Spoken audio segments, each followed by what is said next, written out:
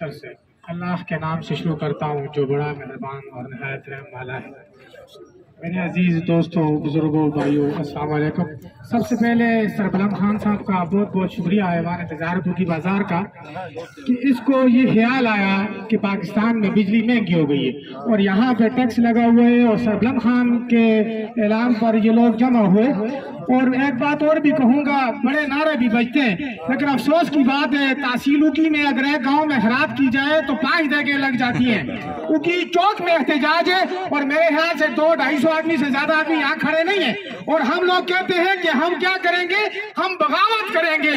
मेरे दोस्तों, एक बात याद रखना, जब तक तुम लोगों के ईमान नहीं जागेंगे, जब तक यहूदी लाबी का वो जो अरबों रुपए का खजाना खाया था तुम लोगों ने, ठीक है, वो हमारे पेटों में से नहीं निकलेगा, उस वक्त तक हमारी गैरत नहीं जागेगी। नारे तकबीर, नारे तकबीर, नारे तकबीर।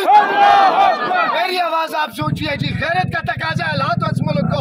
नारे तकबीर, नारे तकबीर। जालिमाना बेल्स, जालिमाना बेल्स, जालिमाना बेल्स, जालिमाना बेल्स।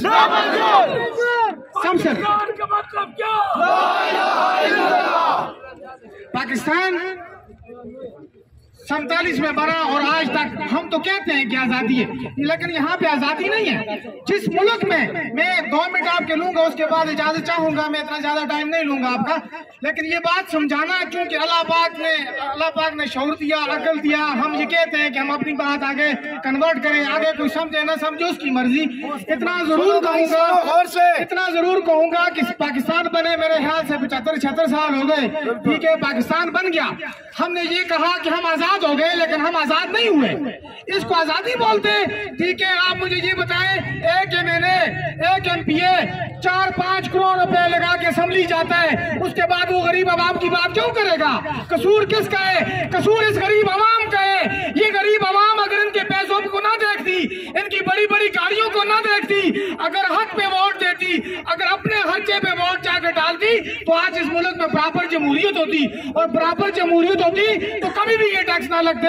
बड़े अफसोस के साथ कहना पड़ता है, बाजार में इस वक्त आलू 110-120 रुपए किलो है, गरीब आदमी आलू नहीं खा सकता, वो बिजली के बिल कहां से देगा? खुदारा लोगों, जागो, अपने आने वाली नस्लों को बचाओ। अगर यही हालात रहे ना तो आने वाली नस्लें भूखी मरेंगी। इसलिए कि आज किसी को परवाह नहीं है। पिछले इस तकरीबन 2 महीनों में पहले उन्होंने इजाफा किया, फिर किया। जब वो समझे कि ये लोग बड़े बेईमान और बेगैरत, इन्होंने बोलना नहीं है, हम भी उनमें शामिल हैं, उन्होंने कहा इनके ऊपर इतना टैक्स लगाओ, ये फिर भी बोलेंगे नहीं। मुझे वो एक बादशाह का वाकया याद आ गया, उसने कहा कि आवाम जो है, मेरे मुल्क की आवाम ये बोलती नहीं है तो मैं क्या करूं? तो उन्होंने कहा एक बंदा बिठाएं इस पुल के ऊपर, जो बंदा वहां से लगे उसको एक लात मारे, ठीक है। तो उन्होंने, उसके बाद दूसरे दिन एहतजाज हो गया, तो एहतजाज में पूछा बादशाह सलामत ने कि आप लोग एहतजाज क्यों कर रहे हैं? तो उसने कहा हम लोग इसलिए एहतजाज कर रहे हैं कि आप यहाँ पे बंदे ज्यादा करें, ताकि सुबह जब ये लाते मारते हैं तो हमारा वक्त लगता है। बंदे ज्यादा करें, लाते भले मारे, लेकिन बंदे ज्यादा करें।